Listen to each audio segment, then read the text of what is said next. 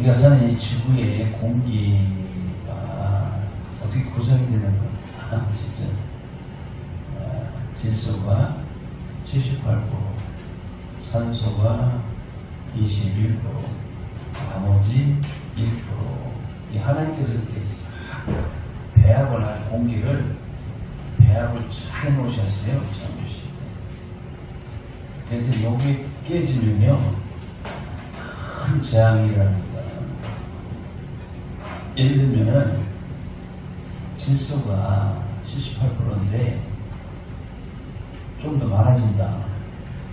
그럼 어떤 현상이 발생할까요? 질소는 불이 잘 안 붙게 하는 그런 성질이 있죠. 그래서 질소가 많아지면요 불이 안 붙어요. 불을 떼려고 자꾸 꺼서 봅니다.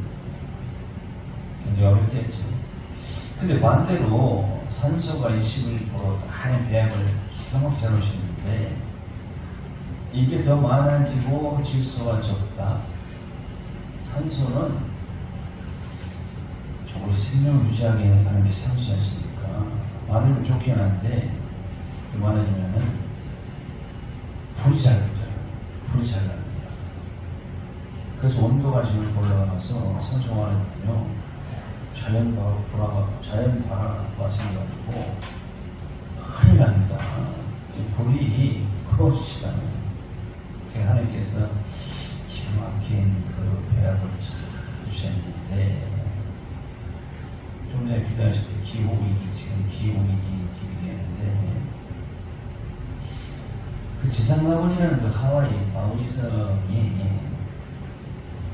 한양기후시다 아주 소리내 버렸어요. 혀에 타버렸단 말이에요. 엄청난 많은 사람이 지금 분명 다녀온 것 같은데 그래서 사람들은 마치 종말의 모습을 본 것 같다. 그래요. 우리나라 같으면은 그 원인이 어디 있는지 빨리빨리 그 조사해서 심하다 누가 뭐 이런 거 아니면 자연바라다 아니면 뭐 전기가 확산돼가지고 바람이 많이 불어가지고 뭐 등등 그 원인도 빨리 밝혀낼 수 있는데 지금 8일이라 그랬는데 지금 지금까지 10일 넘어도 그런 것도 없고 대책도 지금 속수무책이고 그런 거 보면 참 남의 일같지않아요. 남의 일 아니지. 정말 하도 남의 옷이 손에 댔을까. 이상하지 않습니까? 그 사람들은 종말되면 저기 봅시다. 왜 성경에서 불로 심판하신다고 하셨습니까? 우리가 생각을 하면 종말이라는 말이 이제 세상 사람들 입에서 자꾸 이제 등장하게 되는데 그 말이 언제부터 등장했냐면 2000년 전 예수님 오셨을 그 당시부터 종말이라는 말이 시작했는데 그래서 저희들도 예수님 종말에 대한 말씀은 오늘 마태복음 24장은 종말에 대한 말씀이고 예수님이 재림에 대한 말씀에 대해서인데 종말은 예수님이 재림하실 때 그때 이제 종말이 오게 되는 걸 가르쳐 주셨는데 제자들이 금방 올 줄 알고 굉장히 궁금했어요. 언제 그 종말 징조가 어떻게 임합니까? 물어봤단 말이에요. 사실 우리도 굉장히 궁금하죠. 그 종말론에 대해서 많은 사람들이 이렇게 얘기하는데 궁금해요. 그래서 제자들이 물어보셨을 때 예수께서 마태복음 24장 4절 7절까지 징조가 이러이러한 징조가 있게 될 것이다 하신 말씀인데 그때 사람의 미혹이 많게 될 것이다. 사람의 미혹을 취하라고 그러죠. 그리고 난리와 난리의 소문이 있겠고 민족과 민족이 나라가 나라를 대적하겠고 첫째 기근과 지진이 있을 것이다. 그러시면서 오늘 본문에 보면은 이 모든 것이 재난의 시작이라 말씀하셨어요. 그런 일은 지구 역사상 시작부터 계속 그런 일이 있었잖아요. 늘 있었던 일인데 이제 시작이라는 말이에요. 그러니까 예수님께 오셔서 그때서부터 예수님의 고난이 시작되죠. 그리고 예수님께서 죽으시고 부활하신 후에 사람들이 어떤 변화가 됩니까? 예수 믿고 변화가 이제 시작이 되죠. 그리고 다시 성령께서 오심으로 죄인들이 거듭이 나게 하시고 복음이 온 천하에 전파되게 됩니다. 그래서 그때서부터 이전과는 또 다른 재난이 시작이 된다는 거예요. 그 이전부터 뭐 사람들이 막 미혹이라는 말은 사람들이 그 사람 때문에 정신없이 되는 거 어떤 속임으로 인해서 좀 미혹이지 않습니까? 그런 일은 뭐 역사상 예전부터 있었고 그리고 뭐 난리 뭐 분란이 몰란이 뭐 여러 가지 난리 전쟁 난리 이런 건 계속 있었잖아요. 그 같은 민족 우리나라 역시 같은 민족끼리 막 싸웠던 일 그리고 나라와 나라끼리 뭐 전쟁이 있었던 일도 이전부터 있었고 뭐 기근은 뭐 성경 역사 사천 역사를 보면은 그때서부터 기근도 있었고 여전히 지금도 있고 지진은 말할 것도 없이 계속 있었고 그런데 모든 것이 재난의 시작이다. 그런데 또 다른 재난이 있게 될 것을 말씀하셨는데 그러니까 눈에 보이는 그런 재난이 계속 있어 왔는데 예수님이 오신 다음부터 예수님이 오시지 않았으면 그런 재난이 없었을 거예요. 없게 될 것인데 오신 다음부터 눈에 안 보이는 또 다른 차원의 재난이 시작이 될 것을 말씀하신 것이죠. 그래서 9절에 변화된 그런 심령들의 사람들이 민족이죠. 사람이 민족이에요. 사람이 모인 같은 민족. 그래서 변화된 사람들의 예수 믿고 성령 받아서 거듭나서 변화받은 민족들이 바로 성도들인데 그렇게 되지 아니한 다른 민족들에게 미움을 받게 되어요. 그때서부터. 왜? 예수를 믿으니까. 예수를 믿어가지고 변화된 사람들의 모임과 예수를 믿지 않고 변하지 못하는 사람들의 모임 민족과 민족 달라요. 다른 민족입니다. 그래서 이 사람들이 미움을 받아요. 그리고 우리가 세상 사람들한테 괜히 미움받아. 왜 미움받아 우리가? 예수 믿기 때문에. 그러니까 소속이 달라져 버렸어요. 예수 믿으면. 그리고 질이 달라요. 질이. 우리 뭐 똑같이 세상 사람 똑같은 사람은 사람인데요. 우리는 소속이 하늘에 소속되어 있어요.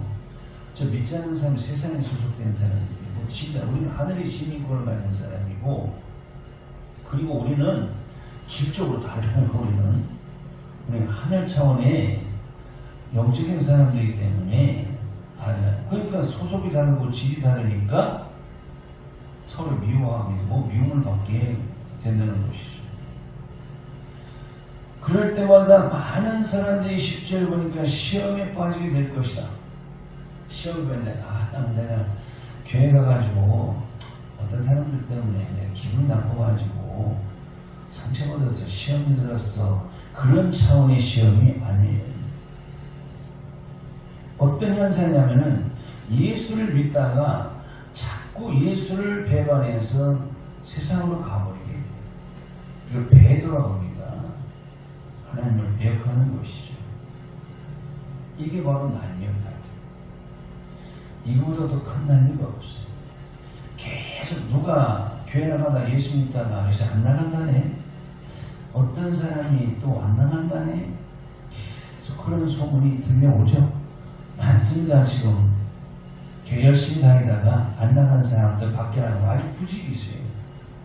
나가 전도하다 보면 도장이었다든지 집사였다든지 권세들 이런 사람들만.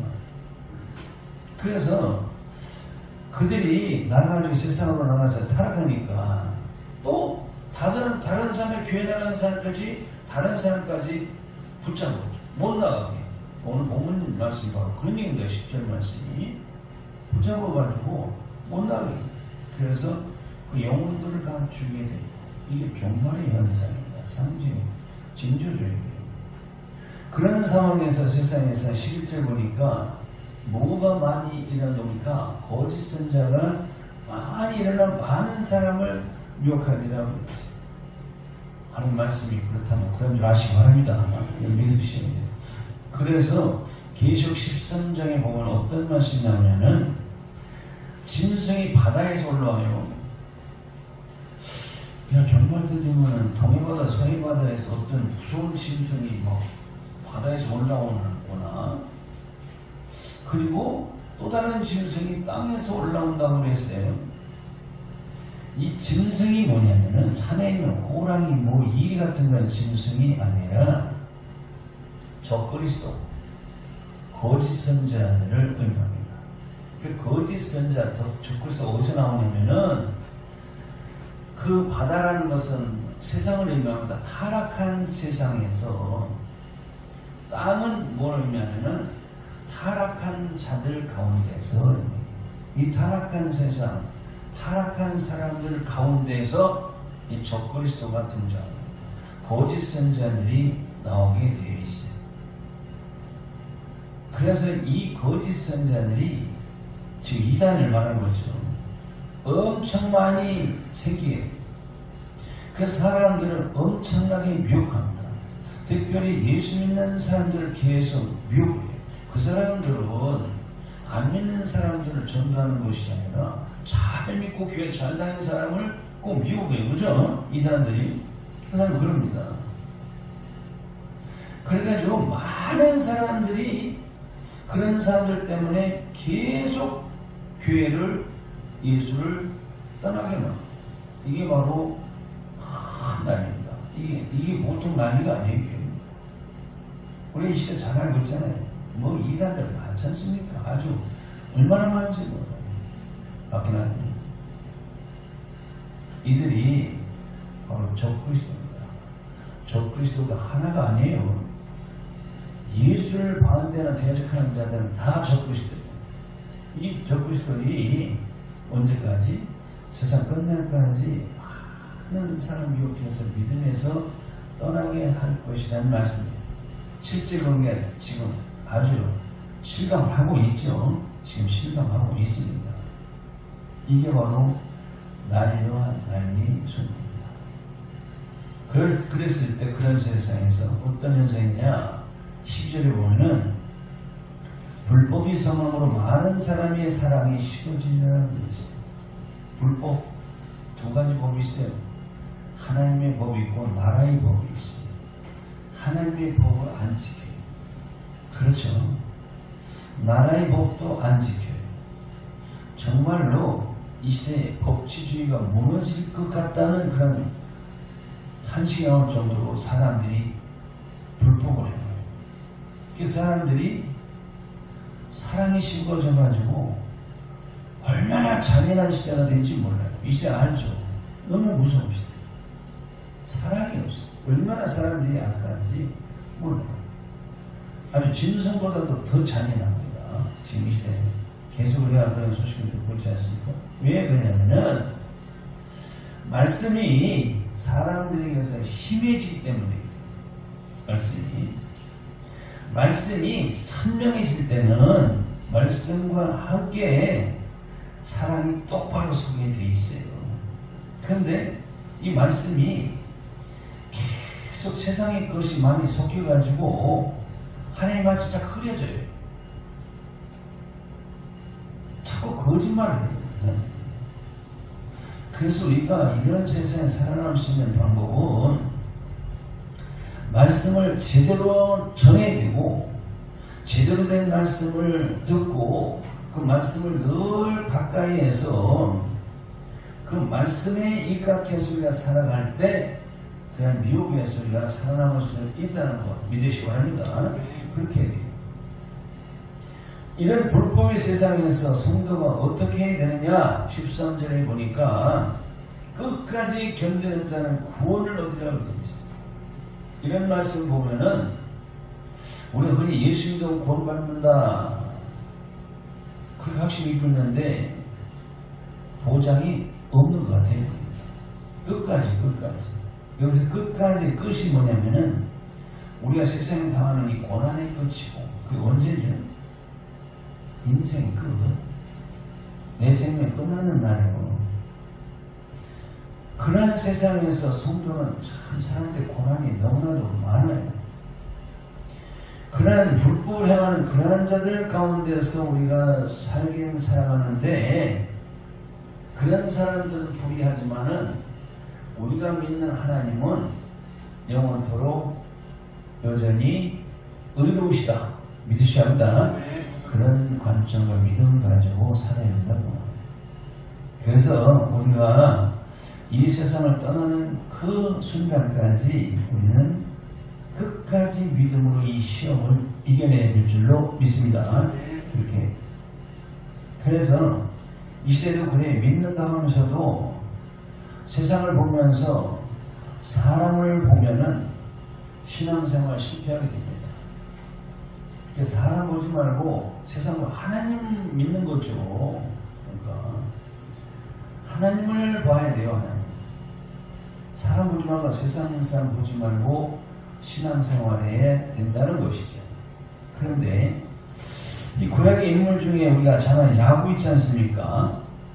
야곱이 바로에게 가서 고백하는 내용이 창세기 47장 9절에 나오는데 뭐라 하십니까? 내 나이가 지금 130년인데 되돌아보니까 그 130년의 그 세월이 너무나 험악한 세월을 보냈나이다 고백하고 있습니다. 야곱이 하나님 믿는 야곱이 130년 동안 너무 험악한 세월을 보냈다고 고백했어요. 왜 그랬을까요? 이 야곱이 그때까지 세상을 보고 살았어요. 사람을 보고 살았어요. 세상을 보며 사람을 보며 살다 보니까 너무 힘들어. 근데 그 야복강에서 깨지고 나서 이스라엘이 되고 보니까 내가 왜 그런 삶을 살아갔느냐? 바로 하나님을 바라보지 않고 세상 바라보고 사람 보고 살 오직 돈, 오직 자식 이것만 바라보고 살다가 험악한 세월을 보냈는데 깨져나서 그의 눈이 천국을 바라보게 되고 하나님을 바라보게 되는 눈이 되어버렸어요. 그때부터 17년 동안 경건하고 단정한 그런 삶으로 바뀌게 되었어요. 야곱이 그렇게 됩니다.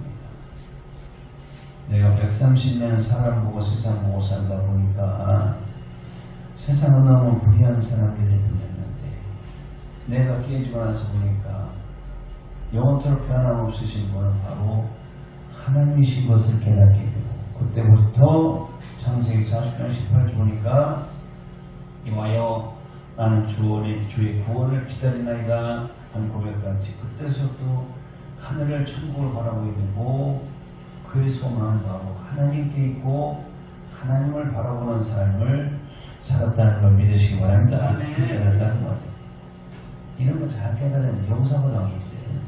여기 20장 10절에 보면 여호사밧 왕은 하나님을 잘 섬기는 거 아시죠?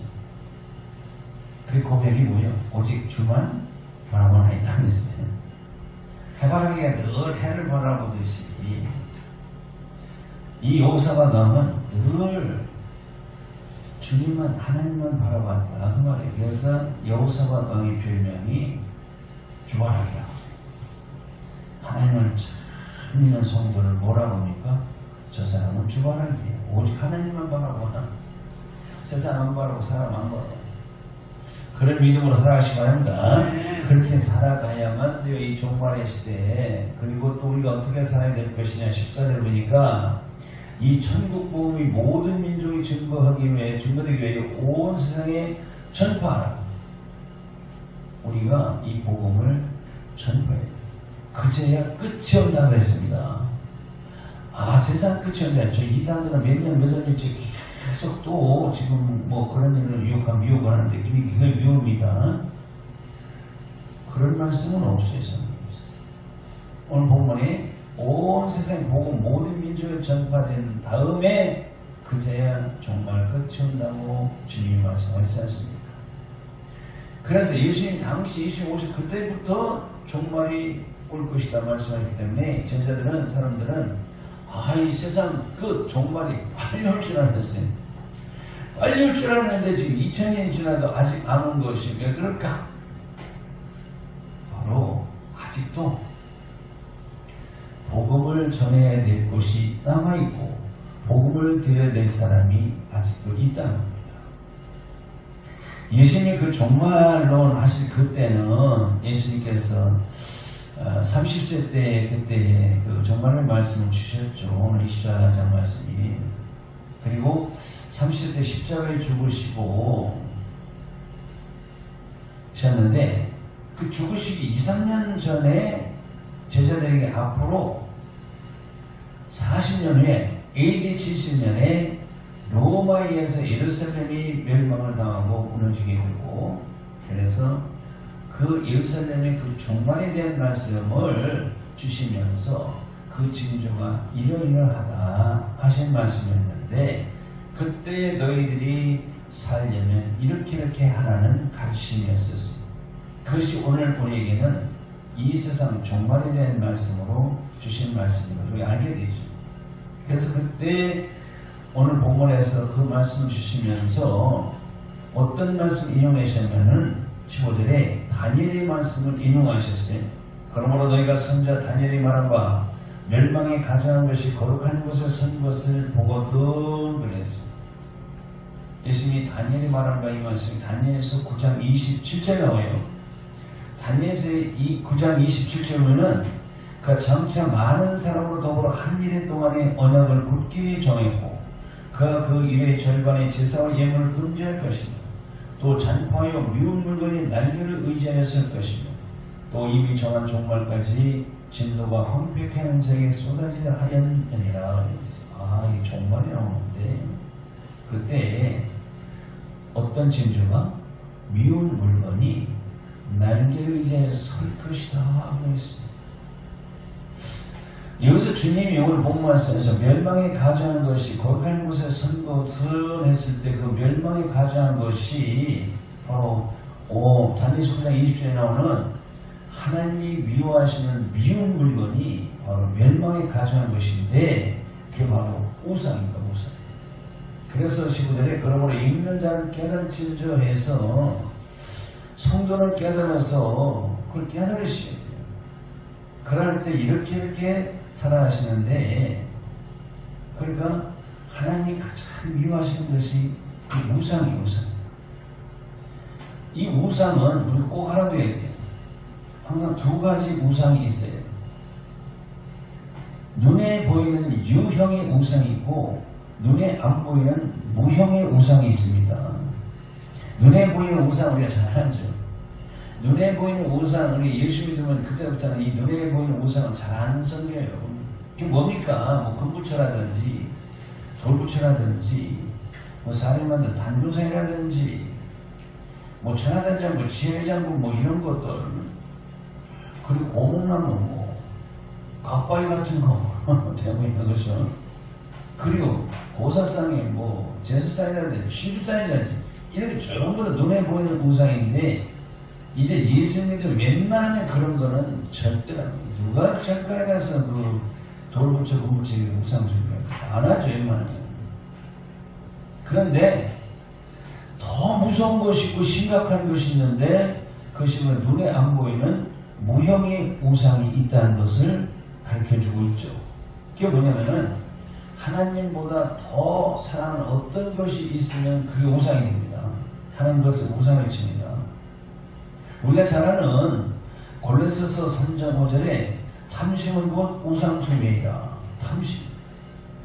얼마나 탐심이 많은지 모르겠어요. 아니 심지어 교회 안에서도 탐심을 자꾸 불어넣는 일들이 많죠. 이게 우상이죠. 3장 15장 23절에 보면은 완관망은 그 우상 사실에 절한 바와 같다 그랬어요. 아니 완관망 예수 믿고 난 다음부터도 계속 자기 고집으로 살아가는 것, 아주 완고한 놈이 고치지 않는 것도 이게 바로 사악한 귀신에게 절하는 우상 숭배로 하나님은 여기십니다. 요 세 가지, 한가 더 산 어떤 것, 탐심, 완고한 것, 요 세 가지 중에 하나가 내 심령에 들어오게 되면 그때 망하게 되는 거예요. 그래서 이 멸망에 가져오는 것을 미워하시는 것이 15절에 보니까 거룩한 곳에 선 것을 보거든 그랬어요. 거룩한 곳에 선, 거기 어딜까 그랬지? 어디에 서 있을까? 어딜까요? 어디? 거룩한 곳이 어딜까요? 이 세상에서 거룩한 곳은 없습니다. 그럼 어디가 거룩한 것이냐? 거룩하신 하나님이 계신 곳이 거룩한 곳이에요. 구약에서 눈에 보이는 성전에 하나님 계셨죠. 성전이 거룩한 집, 거룩한 처소, 성전이 거룩한 곳이었었어요. 그 이스라엘은 어디입니까? 이스라엘? 바로 이스라엘 거룩한 것은 바로 주님을 내 안에 모시고 있는 심령입니다. 바로 우리 심령 성전이 바로 거룩한 곳입니다. 예수님께서 첫 번째 하신 일이 바로 성전 청결에 전체 은혜 잘 알듯이 예루살렘 입성해 가지고 성전에 들어가 보니까 매매한 자, 돈 먹는 자, 비둘기 파는 자들 아주 강도에서 우리 대해서, 그래서 예수님께 높은 채찍을 받아가지고 상을 받고 다 비둘기 돈 받고 매매하는 자들 다 채찍으로 때려 쫓아내보냈어요. 그래서 성전을 깨끗게 한 일이 있었죠. 그게 우리 무엇입니까? 이 교회 안에서 보니까 맨날 뭐 장사라고 과기세인지 뭔지 뭘 봐하자는 걸 하더라. 이거 하면 안 되는 건 이거 장사꾼 아니고 그런 게 아니라 성전은 바로 이 심령 성전입니다. 우리 심령 속에 그런 것이 가득 차 있기 때문에 주님이 내 심령에 들어보시니까 이런 것들 다해서 그래서 그것을 다 쫓아내고 우리 심령을 깨끗게 하는 장면이라고 했죠. 고린도전서 3장 16절 17절 보면은 너희가 하나님의 성전인 것과 하나님의 성령이 너희 안에 거하신 줄 알지 못하느냐고 그랬어요. 꼭 알아두셔야 됩니다. 알아두라는 거예요. 성전이 어디 있느냐? 사람의 손을 짓지 아니하고 예수님께서 3일 만에 믿는 자의 심령에 세워주신 그 성전이 바로 우리 안에 있는 심령 성전이라는 그 말이에요. 그래서 누구든지 하나님의 성전을 더럽히면은 하나님 그 사람을 멸하시리라고 했어요. 하나님의 성전은 거룩하니 너희도 그러하니라. 할렐루야. 그러니까 거룩한 곳이 이 세상에 어디냐? 바로 주님이 내 안에 계신 심령 성전이 거룩한 곳이구나. 이걸 깨닫게 되죠. 이 거룩한 내 심령 속에 하나님이 미워하시는 그 물건, 그 우상이 내 안에 들어오면은 망해요. 그래서 절대로 내 심령 안에는 그런 것들이 들어오지 못하게 하고 내 심령 안에는 오직 주님 한 분만이 계셔야 된다는 거 믿으시기 바랍니다.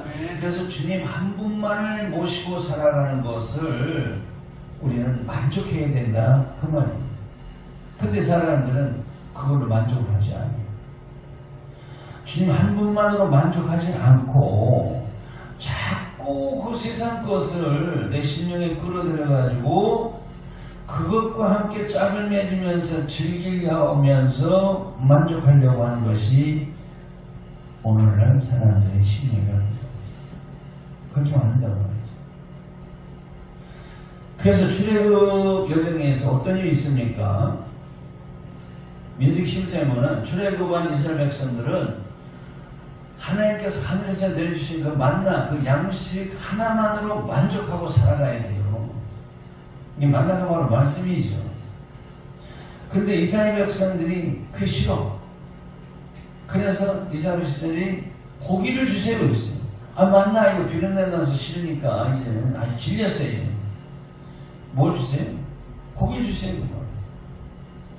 그리고 애굽에서 민수기 11장 5절에 보면 우리가 애굽에 있을 때는 우리가 노예로 비록 살기는 했지만은 그 주인에게 고기를 구워줄 때 고기도 얻어먹었고, 생선을 구워줄 때 생선도 얻어먹었고, 주인에게 수박을 줄 때도 수박도 얻어먹고, 이도 얻어먹고, 부추도 얻어먹고, 파, 마늘도 우리가 얻어먹었다.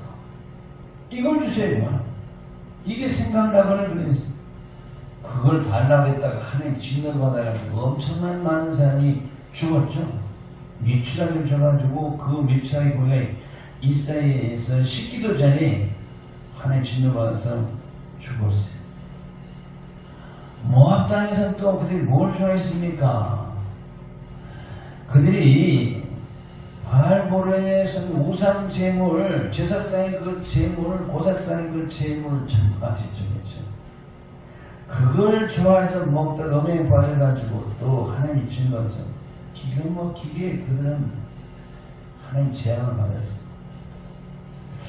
이런 것들이 바로 세상 애굽에서 먹던 것들이 그 바알보레 그 제사상에서 먹던 그 제물들이 바로 너무 맛있는 거예요. 이게 바로 별미라고 합니다.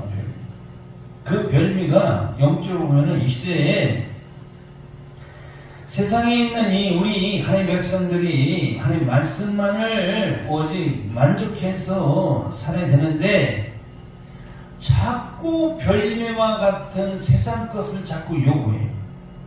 그걸 자꾸 듣기로 나고 그걸 요구한다. 그걸 좋아한다 그 말이지. 그러니까 자꾸 세속화되길 좋아해요. 그 세상 것과 세속화가 결국 내 영혼을 죽이는 역할을 합니다. 별미입니다, 그게. 그래서 하나님은 나보다 세상 것을 사랑하지 말라고 하시는 것 거기에 있어요. 하나님께서는 우리는 나라는 존재를 꼭 빼야 됩니다. 부인해야 돼요. 뭐 한 게 내게 자식 주셨기 때문에 내 자식 어땠습니까?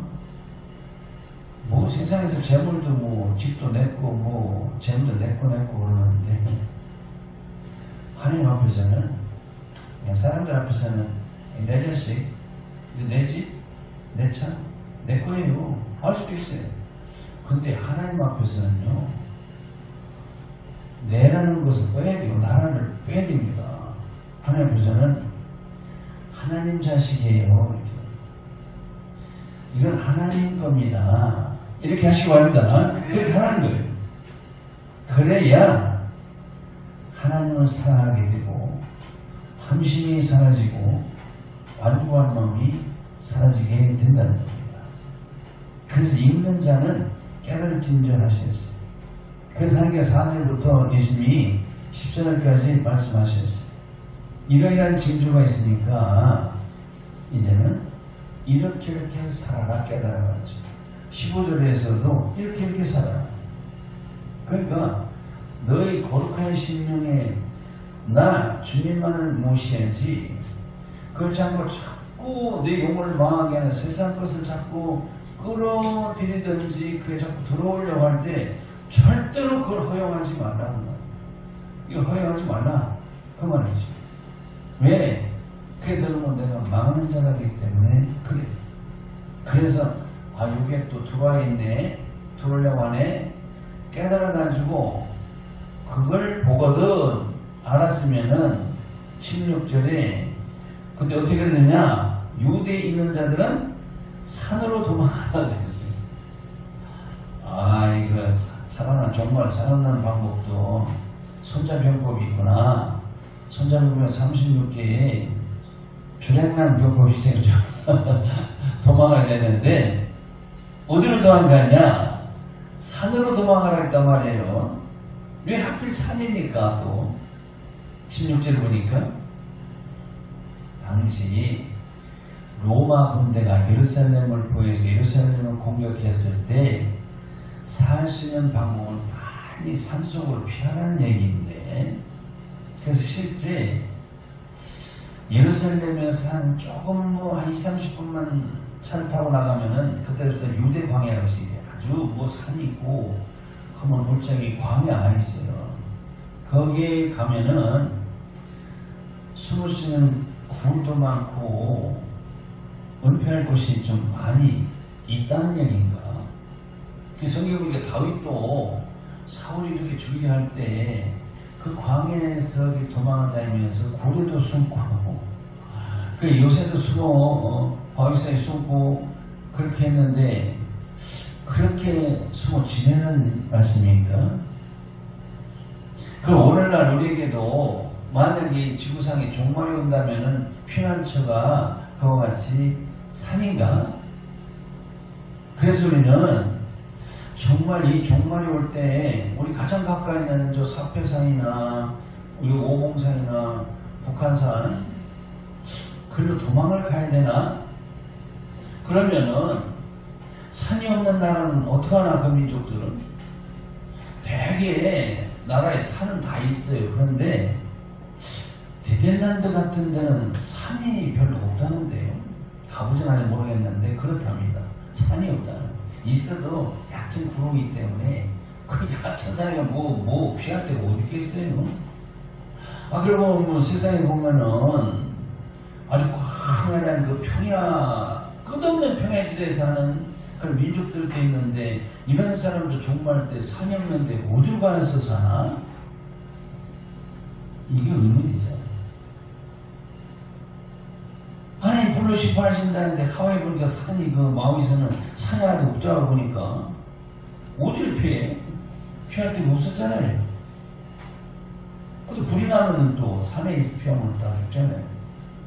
불로 심판한다 그러면. 그래서 우리는 이때의 산을 어떻게 봐야 되냐 이걸 꼭 알아두시오.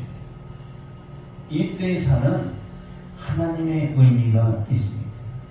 그래서 다윗은 그 고백에서 보면은 하나님께서 나의 피난처가 되심을 고백했죠. 그래서 하나님은 나의 반석이요 요새요 피할 바위로 고백을 했지 않습니까? 그 반석이나 요새나 피할 바위가 어디에 있죠? 산에 있죠. 산에 있는 거예요. 그래서 다윗은 시편 121편 1절 2절로는 내가 산을 향하여 눈을 듭니다. 나의 도움이 어디서 올고 나의 도움이 천지를 지으신 여호와께서로다 하고 있지 않습니까? 내가 산을 향하여 눈을 듭니다. 나의 도움이 어디서 올고 근데 나의 도움이 천지신 여호와 이 산과 결부되어 있단 말이에요. 그래서 이때의 산은 하나님을 상징하는 겁니다. 근데 무조건 산이 나왔다고 다 하나님이라고 하면 안 돼요. 문맥에 따라 다릅니다. 이사야 40장 40절에 보면 40장 4절에 보면 그 산이 나오는데 골짜기마다 돋아지고 산마다 작은 산마다 낮아지고 그때 또 산이 나와요. 산 낮아지고 요때는 이때의 산은 하나님이 아니라 나 자신 우리를 의미하는 겁니다. 그래서 오늘 본문에서 예수께서 종말 때 산으로 도망하라 피난하라 하신 것은 무슨 의미냐? 환난 날에 피난처 되시는 하나님께 피하라 그 말이에요. 믿으시기 바랍니다. 예수 안으로 들어가라. 믿음으로 예수 안에 들어가라. 그런 말씀입니다. 정말로 실제로 내가 저 앞에 이제 등산도 많이 오잖아요. 우리 성도도 등산도 가시겠어. 저 뭐 사팔산이나 뭐 오봉산이나 가보셨으면 알지만은 들어갈 때는 굉장히 많은 산 서울에 와서 엄청나게 많잖아요. 아주 뭐 계속 그 산으로 올라가는데 나중에 사람은 안 보이고 뭐 보여? 그냥 산만 보여. 사람 안 보이고 들어가 버리면은 사람이 안 보입니다.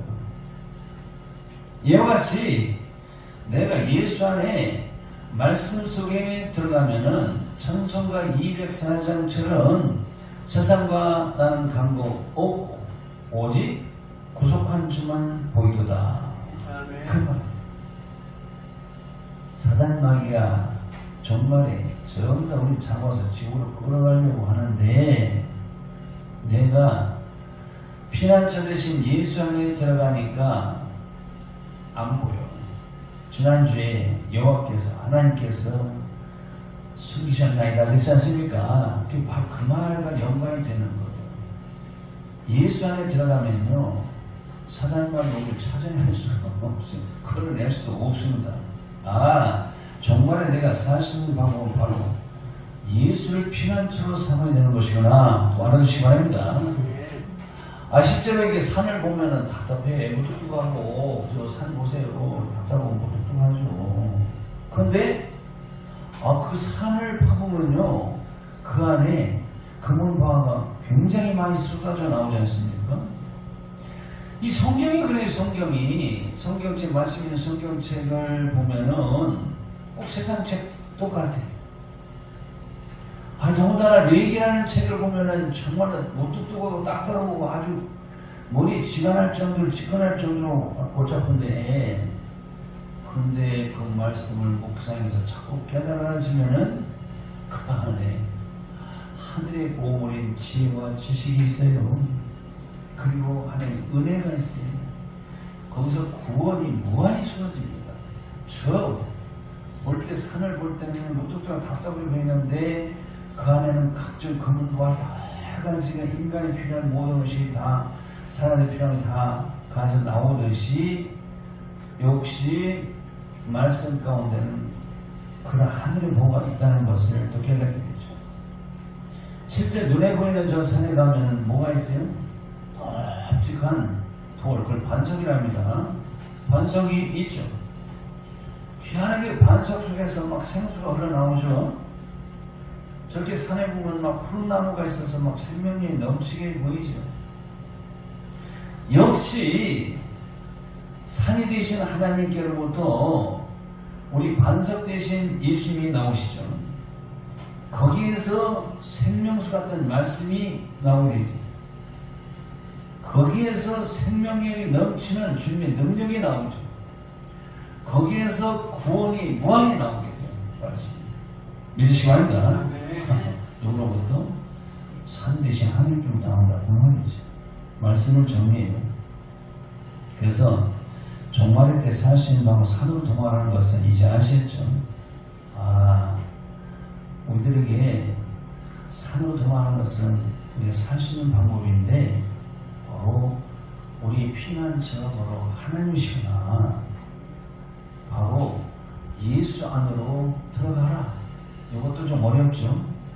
다시 말씀드리면서 말씀 안으로 들어가는 삶을 살아라. 믿으시기 바랍니다. 말씀을 따라 살아가는 것이 우리 종말 시대의 기회에 바로 내가 살 수 있는 피난처가 된다는 것이죠. 언제까지? 반짝 그냥 조금 예수 믿다가 끝나는 것이 아니라 끝까지입니다. 끝까지. 내 인생 단 끝까지 변함없이 주 안에서, 말씀 안에서 피난처 삼아서 승리하시길 바랍니다. 기도하시겠습니다. 하나님, 나도 24시간 버리시는 저의 말씀을 묵상해 보았습니다.